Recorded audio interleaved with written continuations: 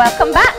And we're moving into our first conversation for today, focusing on accountability and transparency as tenets of good governance. And joining us to have this broad conversation, we have Carolyn Sanford, who is a consultant on governance, and we have Dennis Jones, who is the chairman of the DFC. Good morning and welcome, and thank you for being here. Good morning. Thank you for having us. Good morning. Thank you for having us indeed. And I loved how you introduced and said this broad conversation. It is a very broad conversation. Our topic is just so very broad, but also is very deep. Yeah. And so the introduction of that, it's a broad conversation, is excellent. Yeah. A very important one to have, and we should say thank you for taking up the challenge, for coming on and talking about governance. You know, we always talk about how oftentimes particular words and phrases get thrown around and they kind of become buzzwords and they lose a sense of meaning to the wider public. And I think three words we've used so far, accountability, transparency, and governance, are ones that perhaps don't carry as much meaning as they should. I want to ask you in terms of your own personal opinions and views as to how would you describe the current situation in terms of the level of understanding and awareness of accountability and transparency and its importance to good governance? Well, in my case, I came here as the chairman of DFC because obviously I have an agenda. Yeah. And the agenda is this. I think that we have had a series of situations over the last 30 years, I'm old enough to say 30 years, where we have gone through cycles of inquiries, special select committees, and we seem not to have had the kind of changes that we anticipated as a result of these investigations. In the case of the DFC though,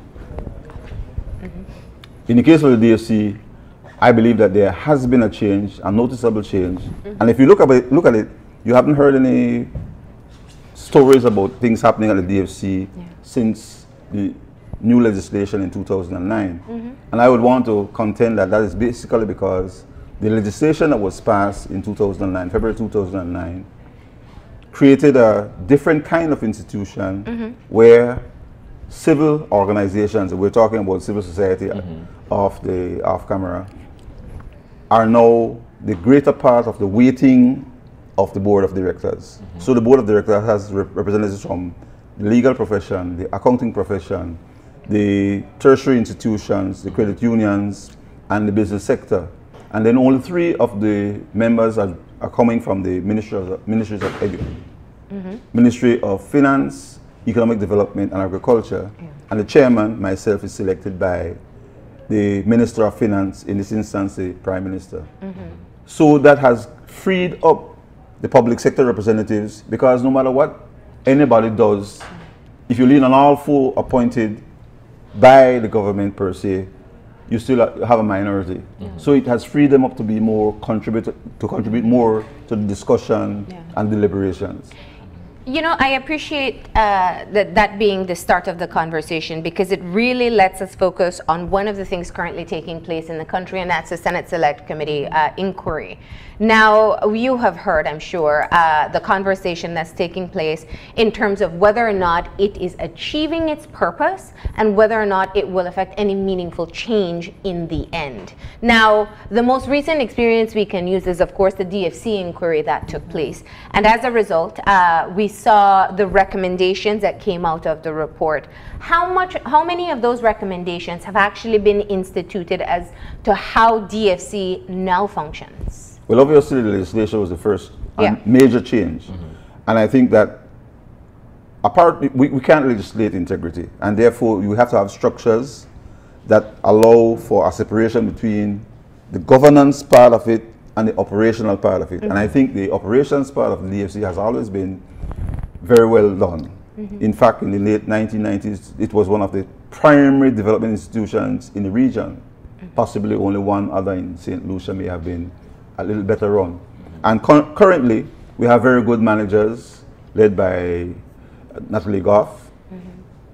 However, the separation between what the board can do and what the management will do is critical. It must be that the board is held responsible for the policy, the location of the resources that the institution needs, and the operations are left to the technical specialists we have.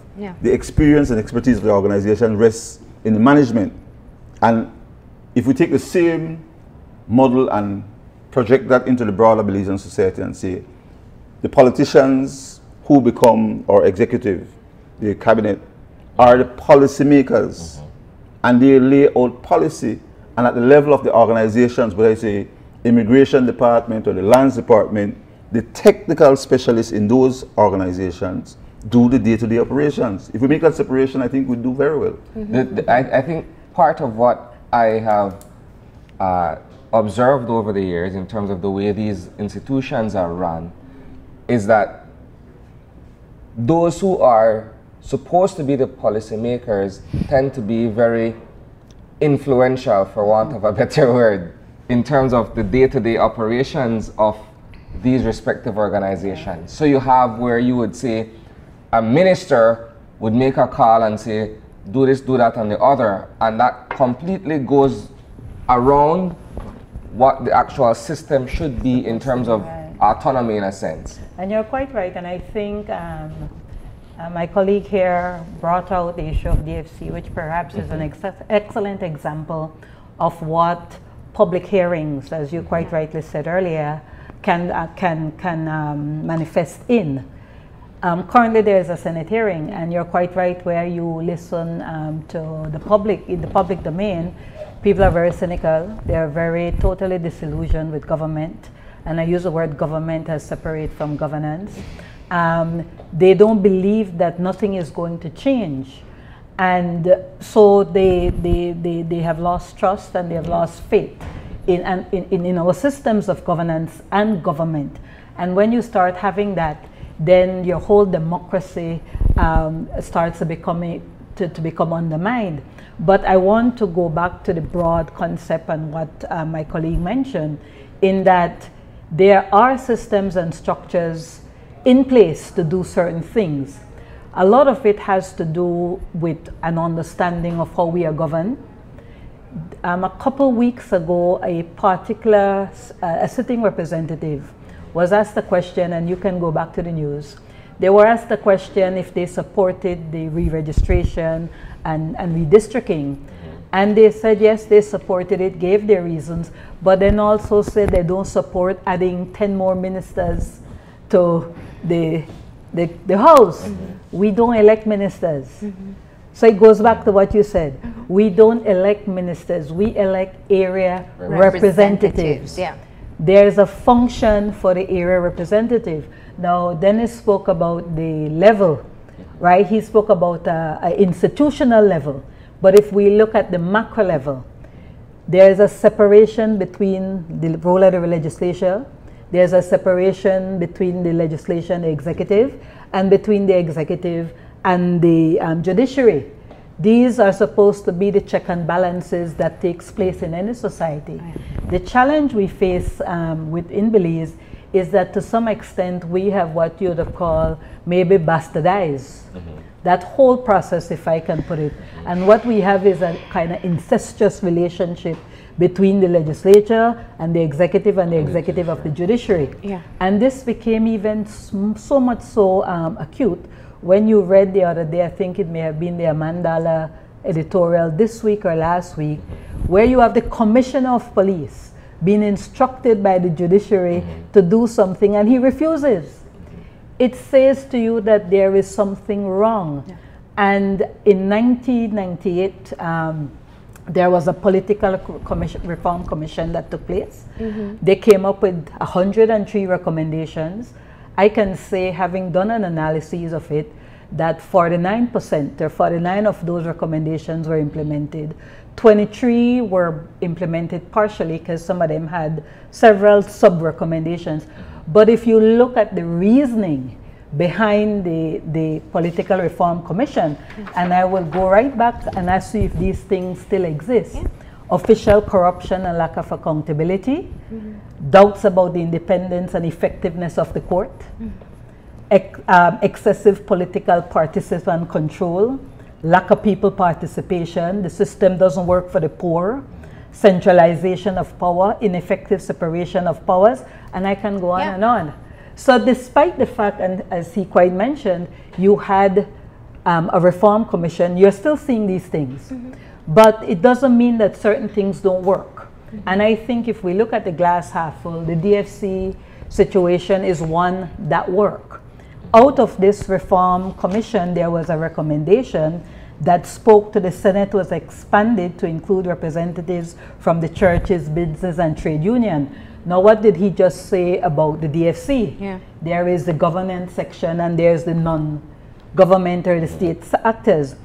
It also said the powers of the Senate was expanded to carry out investigations into alleged abuse of mismanagement such as social security, etc., etc. So what the Senate is doing now is as a result of that reform.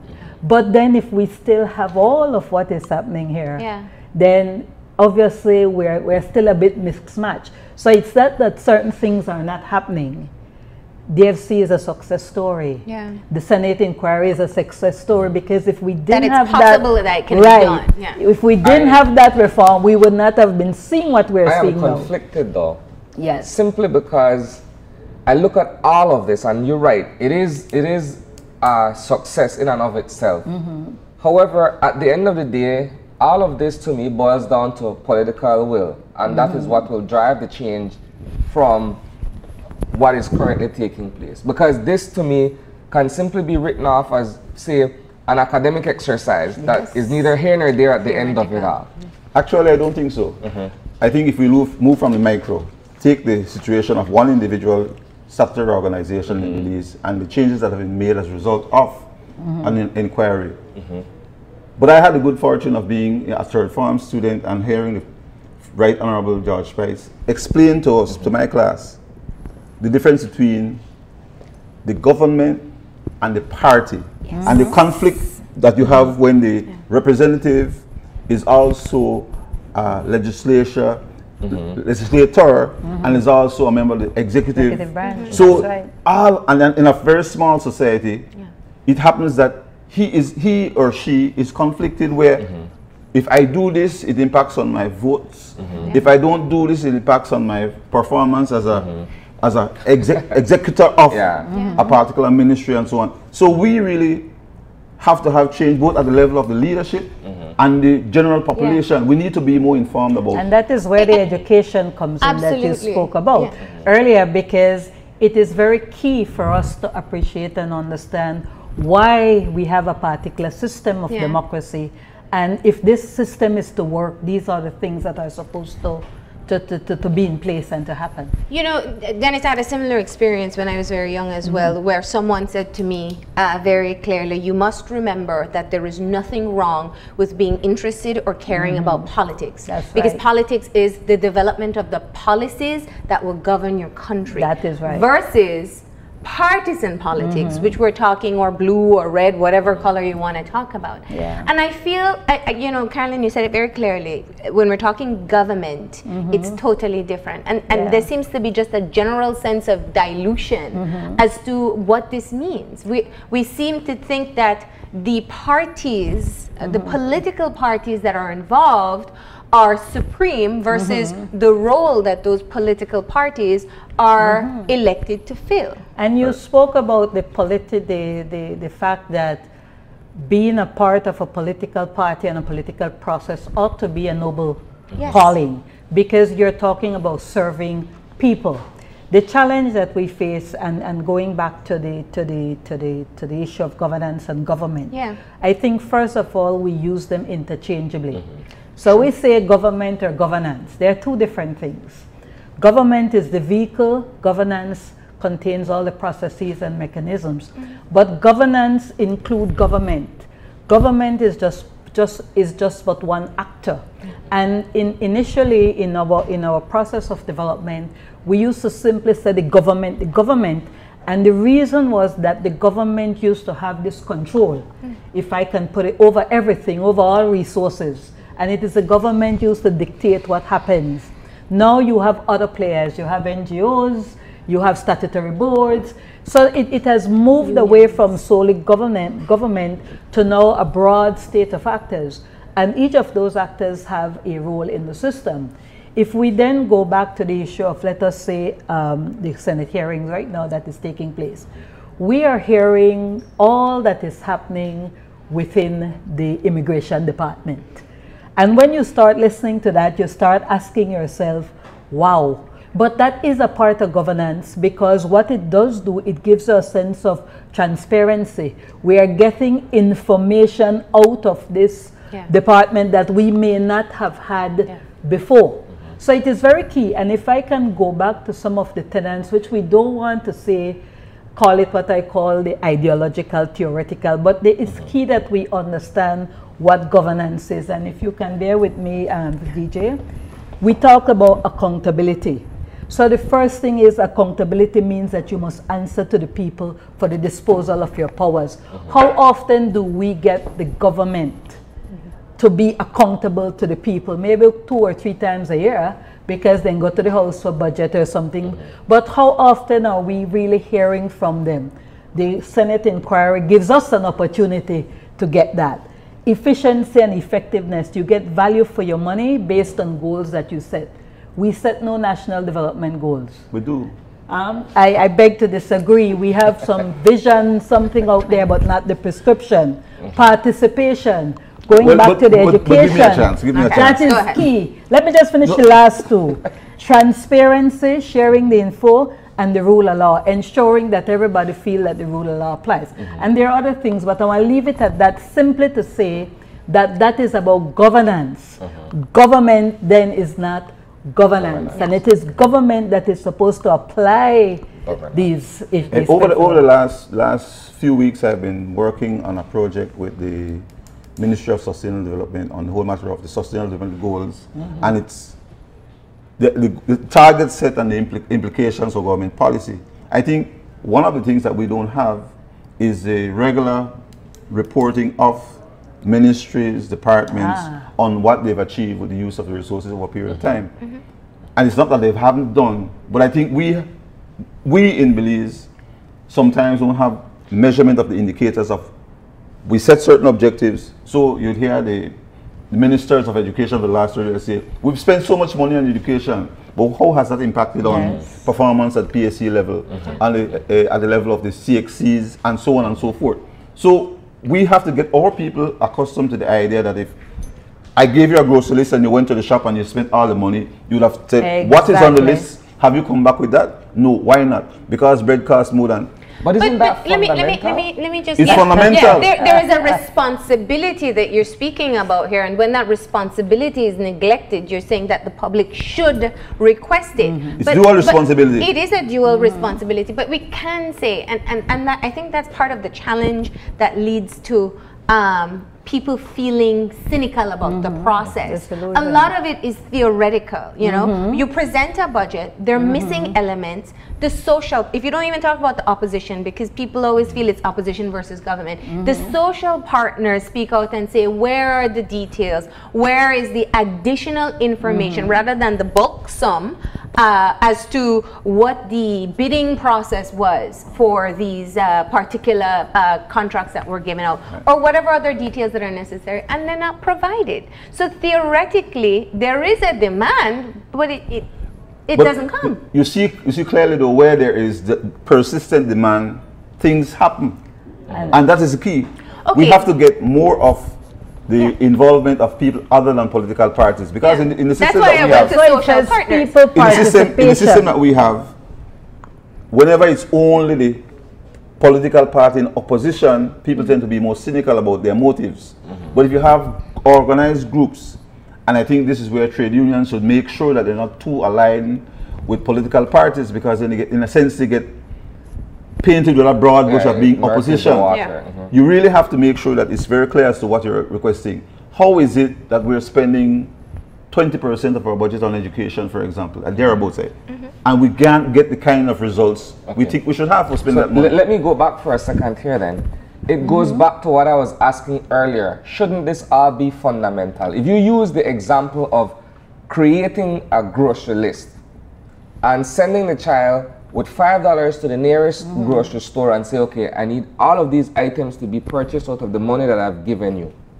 when that child returns, you need to be accountable for every penny or every dollar that was spent from the money that's given. I would want to think that this is elementary. It's dual. 101 stuff. The person that sent the executive must request from the person who operate the government service, the public officers, what have you done with the resources we've provided you?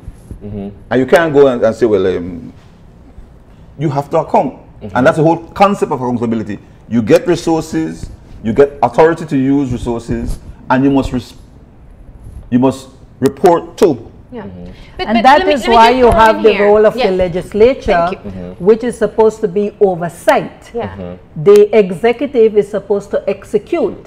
So if you have an incestuous relationship with the legislation, the executive, that is where you compromise what he's saying. This is part of, and that's where I use the word theoretical, because we do have systems in place, and I think some of it right out of the Public Reform Commission. We do have systems in place that should assist within these processes. If we talk about our Public Accounts Commission, if we talk about our Integrity Commission, and we talk about, they exist in theory, but are they doing what they're supposed to be doing at this time? And I know there have been attempts, but then once again, the party politics of it gets involved. But then the systems are key. We have a situation where almost everybody that is in the house is in cabinet. And I remember my good friend Sally Elrington saying it's this kind of incestuous relationship of rule by cabinet. And once the cabinet agrees on a particular position, going to the house to argue is basically academic. It's moot. It's a moot point. So I would argue that in the context of these small countries that we have, Belize, Jamaica, the rest of us in the Caribbean, the Westminster model does not work. Because too large a part of the house is the cabinet. So obviously, this is something that the two major political parties have to sit down and think about. How do we resolve the matter of 20 members of cabinet out of 31? Well, I agree with you, and I go to one of the recommendations of the Political Reform Commission, which spoke about the number of members of the House of Representatives that can be appointed to the cabinet was limited to no more than 2/3 of the elected members of the majority party.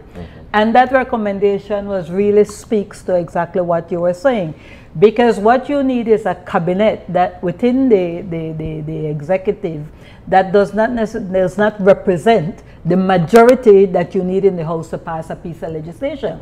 Now, how do they get around this? And I did a dissenting view on it. You have ministers of state. So they do the 2/3, you see? But in doing that 2/3, then anybody else who is not a minister get appointed as a minister of state. Now, if you are the Minister of Natural Resources and you are the Minister of State in Natural Resources, you report to you. And at the end of the day, let us go back to people getting elected under the precept of being a minister. They campaign out there, and I was a politician. I campaigned. I was asked. Let me say, I was asked which ministry I want, and it was a challenge to explain, to say, I am not running to be a minister, I'm running to be an area representative, because the idea is of 31 representatives going in the House, debating issues as it relates to your constituency. So the majority then becomes the collective view of the country. And then when the executive branch executes, it's supposed to come now to the House and explain at the Ministry of Housing, for argument's sake. We set out a budget of $10 million to build 1,000 houses, just like what DJ said. When you are going to say how you spend that 10 million, and if you build that 1,000 houses. But if we simply go to the House and approve 10 million for housing, when they come back, the auditor will look at it, 10 million, this was how it was spent. It complied with FO this and FO that, and that is all. We are not necessarily looking at, going back to that point I said, effectiveness. And that was the reason why I said we don't have national development goals. No, we're looking, because if you had that, that is what you are reporting back to the House on, and we're not. we're looking at a situation here where it's almost as if though when we're campaigning, when you offer yourself as a candidate and you become a standard bearer for a respective area, there are certain promises that are being made that the leader of the party has to honor at the end of the day once the individual is elected. So that if you say that in theory it's 2/3 of 31. No, 2/3 of the majority. Of the majority. So let us, for argument's sake, say you get 17. 18 votes, 18 members in the House out of 31. You can only put 12. Now 12 is not the majority, 16 is the majority. So that immediately leaves you with 6 backbenchers. And backbenchers by definition are not, doesn't have a duty to vote with the executive. But if only those who are a member of the cabinet. If you've made a promise to an individual, then at the end of the day, that person turns back to you and says, "What about me?" No, if they didn't get a portfolio. In the case of what about me? In the case of a political party, that's how we get top heavy with junior ministers and ministers. No. And then people overriding what should be their responsibility. It comes back to the original, I think, an original point that Marilyn raised earlier, that when we propose something, we say the political party proposes a manifesto, and the manifesto isn't at the individual level. We will do these things. You're elected on that basis, and then we, the people, should hold the party accountable to the promises they made in that manifesto and what they achieved. But normally it's not taken as a serious document. You're right, and I agree, and there has been many times calls on the media to be able to go back and check with manifesto promises and see just how much has really been accomplished. Now we're speaking about a very integral area, and I saw it earlier in your tenets of good governance, and that is civil participation. Now, Carolyn, you said something earlier, and it stuck with me because I really have a different opinion that people see or can see the glass as half full. I don't think, and this is my personal opinion, we're in a society currently where people see the glass as half full. There is a sense of cynicism in this country. Now let me say glass as regarded to the hearings. Okay, to the hearings, But even with the hearings, where we saw the blatant disregard for the seriousness of the inquiry, where we continue to see a lot of, I don't know, I don't recall, and maybe they were listening to our eye-opener too much this morning, but there is a sense of hopelessness. And I agree. Where people perhaps do not want to align themselves with a political party to speak on their behalf, to demand that the reporting is done right, to demand that our elected officials maintain the integrity of the office that they have been voted into. How do we move forward at this point? And this is looking at it. I think we have to be honest with ourselves. I've said many times on the show, I feel like we as a country don't like looking in the mirror. We look in the mirror with, if you're into social media, with filters. And we got to be honest. I fully support you, and in fact, you noted when I started, I said, there's cynicism, there's disillusionment, and so it is there. How can we change and how can we move forward?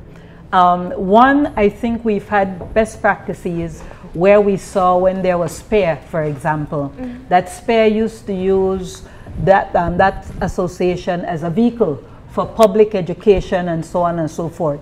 We don't do much of that anymore. So I think very key is always going to be education, education, education.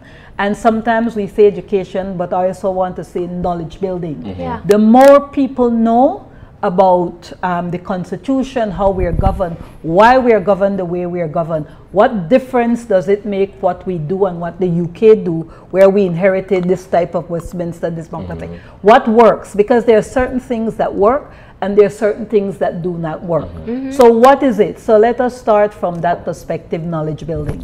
The second, a governance system can only be constructed, or the architecture of that system can only be based on what you want to achieve. If as a people we are uncertain as to what we want to achieve, right? And I use that very broadly in that if you visit things like Horizon 2030 and so on, and the Northing, the now Growth and Sustainable Development Strategy, it does have some idea of what, but we want specifics and we want the prescription, because it's only knowing the prescription as to how you get there, then you can start looking at the resources you have and say, this is how we are going to prioritize. A third thing which is very important, and you go back to the political parties. Within these political parties, there must be those same tenets. If those parties are not practicing it there, if their own party is not asking for accountability and transparency, what do you think will happen when they go to government? No difference. So to my mind, those are some of the things that we need to start to look at. I don't know. I would add that I don't want to absolve the average person, the average citizen, of his or her responsibility. So we have to be involved. We have to make sure that we aren't bought off with slick manifesto promises and, of course, the handouts that people are given. So we have to make sure that we deal with that. But also, we have to make sure that it's not just education, it's involvement. We can't leave all of the political decisions to be made by the political parties. I am a political animal in the sense that I want to be involved in what is happening in my constituency and my country. I'm not going in place else. So we have to make sure that in this democracy, that organized groups, the chamber does its part for the business, who are doing the part for the women and youth and farmers and so on and so forth. The organized groups are the ones that will make the difference. It can't be that the Cane Farmers Association sees itself as an opposition party in waiting.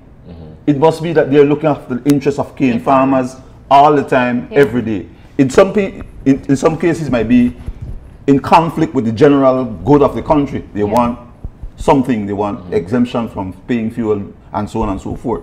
But there must be a way of us resolving the matters of what is good for our individual group as distinct from what is good for the broader. But there is the fear of political victimization, and you know, we've had elected officials say on the media, party first. And even if it was never said, I think it's a belief that people have, whether enacted or not.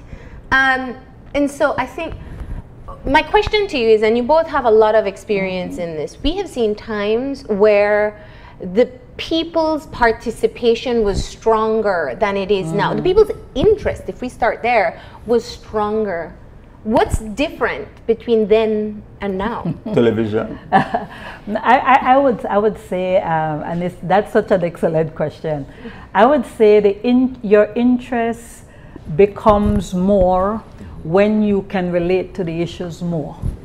For example, there was a great interest in the 2003, 4, 2008 period. And why? Because all these inquiries, which were good, they were producing information. Go back to the knowledge building. They were producing information when people start hearing, well, Social Security, that's my money. DFC, that's my money. And all the varying groups, as he said, started to coalesce around a common issue. I think that was because of knowledge. People got knowledge, so the individual organizations starting to have the conversation. Through the media, people started to have the conversation. So it brought people together. That was very key. But since then, what has also transpired is many of these very groups you're seeing divided. The church is divided. In fact, we just see two come out of the quote-unquote morality commission.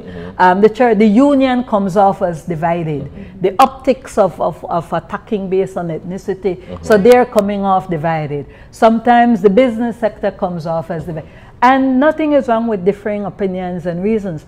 But when organizations coalesce around common issues, and I think that is where knowledge building and education, and I think where we need to go is the next step. We had these commission of inquiries and so on. It led to DFC, a best practice, great example, but it did not lead to other things. How is it now that we can lead to other things? What do we have to do now? And I think the next step then has to come. this didn't work, that worked, what do we need to do to ensure that at the end of the day we are dealing with all these principles that I spoke to. But also, I need to emphasize this. Governance have those 5 tenets, but the type of democracy or that how you use your resources is also embedded in certain principles. Those principles of equity and social justice and so on. So you can have a good government who may be transparent, accountable, but we can still have poverty. Yeah. And it is when you start having poverty and rising crime and so on and so forth, people become disenchanted, disillusioned because the system not work for me. And need to make the system work for me. And it is how we can now create or have the architecture of a governance system that will work for people. Would you agree that there is also a group of us in society that don't necessarily participate either way? We're sort of like the fly on the wall. We observe from either ends, and in a sense we're able to have an objective opinion of what is happening because we're seeing it playing out in front of us without choosing a side. But oftentimes people would argue and say, well, if you don't exercise your right to vote, for instance, then you don't really have a voice to say, well, you know what, this should be fixed or this should be looked into or what have you. And I'm saying perhaps we don't have to exercise that vote. If you're a Belizean, you're always going to be a Belizean, you're always going to be affected by certain things. Maybe you don't want to participate, but you still have a voice to say, well... I would say that's foolishness. Well, I don't even want to get into the rights of non-voters. But there is that group of that's a whole other conversation. The point I'm trying to there make is a school of thought surrounding that, though. And there are people who feel that way. There is no two back ways. to the original issue that we're talking Think about this way. Disillusion. People have fought and died for this right in some other other countries. And therefore, to not use this right means that you have no reason to comment. You sit on the wall like that fly and stay there until you get swatted. Because essentially you must become involved. And in our case, elections are won by 12 and 13 and 34. So the 30 people that aren't taking part would have meant that a better candidate or a worse candidate, as the case may be, win or the lose. lesser two evils that people say and that way. is how people end up with it, the lesser of two evils. But I want to emphasize what DJ has been saying, though, and I think it is so key. People's participation, and not only as within a political party, community groups. I have a colleague in Belmopan, for example, who formed a community group based on the fact that there were issues with a park in their neighborhood. So the community came together to work with the area representative and the city council and to challenge them on their park. And so if we start getting more of that, more community organizations, more NGO, so that they strengthen their hand and become knowledgeable, because you cannot speak without knowledge. Yes, it's passion and emotion and we get upset and all of that and nothing they happen. But if we don't look at, Sarah, why is it not happening? What am I doing? You know, it becomes a greater challenge to provide solutions. So I think people involvement is going to be very key in moving forward. The duty of people, for example, like DJ said, to acquire the knowledge it can't be just for an NGO or so to bring it out. That individual has to do. I have my book here, I call it, just say how old and tattered it is. I teach at oftentimes strategic planning, and I've done so for public officers. And whenever I do it, the first thing I start with the Constitution of Belize. What does it say in the preamble? If I can say to you, of every 10 persons I have provided training for, one would know some aspects of the, so even within the public service that is supposed to be providing this great service for the country in terms of health and education, even they don't know, and that is very key. Let me throw in one more element here as we quickly run out of time. Last year, when the government signed on to the United Nations Convention on Anti-Corruption, we celebrated because we say this is a move in the right direction. You know, I hear or I have heard people speak of this signing almost as the solve-all for the corruption issues that we've seen. And we know it's not. There is quite a bit of work to be able to establish some of the foundations, but also it will require exactly the things that we have spoken about today. Public education, public participation, entities that will help with ensuring or demanding accountability, and the political will, those people in charge who are the executors. In your perspective, how do you feel now, having signed on to the UNCAC, how will it impact the corruption that we see in this country and the level of good governance that we would like to see? Well, from my perspective, I think it provides a platform. But platforms are only useful when somebody gets on a platform and does certain things. So who will be the people that will question whether or not contracts were awarded given the rules of the Public Finance and Audit Act? It means that somebody has to contest reports or the lack of reports on these particular issues. So it comes right back to the whole issue. We have a platform, but it has to be used to make it. Should it be an outside entity? Can the enforcers also monitor themselves? Well, that's They kept the mind. You can't really. I don't believe that realistically you can police yourself. So there must be somebody that says some other oversight. It has to be oversight somewhere else. Yeah. And I want to agree, and just to add though that it's a first step. Yeah. I always look at the positive, the glass half full. It's the first step. But I do agree with DJ here that while it sets out a platform, you know, and we like to do this. We have these big launch and signing and so on, but then we now get to the prescription. How is it that we are going to get there? And I think also that we need a greater understanding of what the signing is and what we are duty bound to do. Because oftentimes conventions as international law are very broad, they're global. You have to domesticate what comes in those within your law. Because global international law doesn't apply to you. So that is one. The second thing though, which I think is also very important, is that at the same time we were doing this, there was the situation in Guatemala, if you all recall, where I think it was the president of Guatemala was before the court.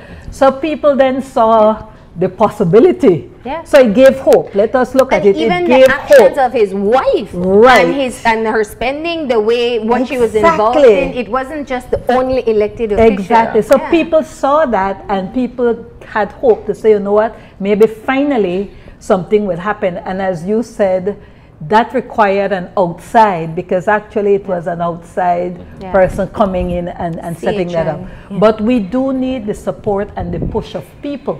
Just like how they got excited about that, they must also stay the course and demand from the government, these are the things we need to do to get the convention executed. Because, as I like to say, vision without execution is hallucination. One last point. In the last segment, Carolyn has been using the word government. And I hope at this point we're talking about the government, which includes the opposition. There are some issues that must be agreed upon between parties. And, well, among parties if there are other parties. Because it won't happen.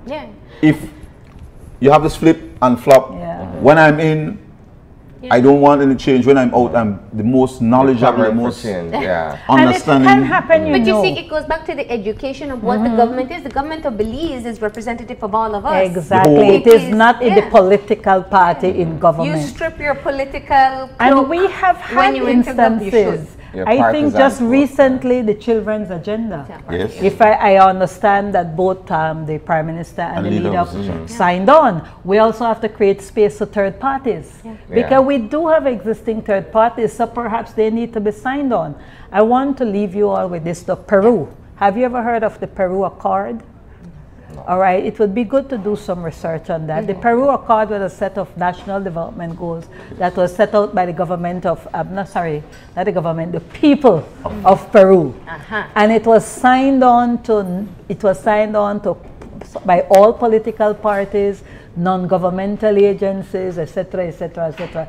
It was developed through a consensus building process, and everybody signed on to it. And those are the things we need in Belize. You do need political parties to set to sign on to national development goals, because it doesn't matter which party is in, the goal remains the same, and you have to report on your progress towards getting to that goal. All right, closing points. Speaking to the people of this country, those who are watching and nodding their head and saying yes, yes, yes. What can and should we do? Action points. That's a broad. Inform yourself. Get involved. Small acts at the points where you live, where you work, will make change. That's right. Fantastic. And that's exactly what I would have said. Build your knowledge, because knowledge is power. The more knowledge you have, the more power you have. And at the end of the day, let us not forget that we elect the people to the House of Representatives. So it's in our hands. We must demand from them a report back to us as to why we send them there. All right. Thank you very much for this conversation this morning. Thank you. We got to go ahead and take a break, and when we come back, we're still talking governance. This time, we're talking to representatives of the Golson House, that is. Sorry. Stay tuned.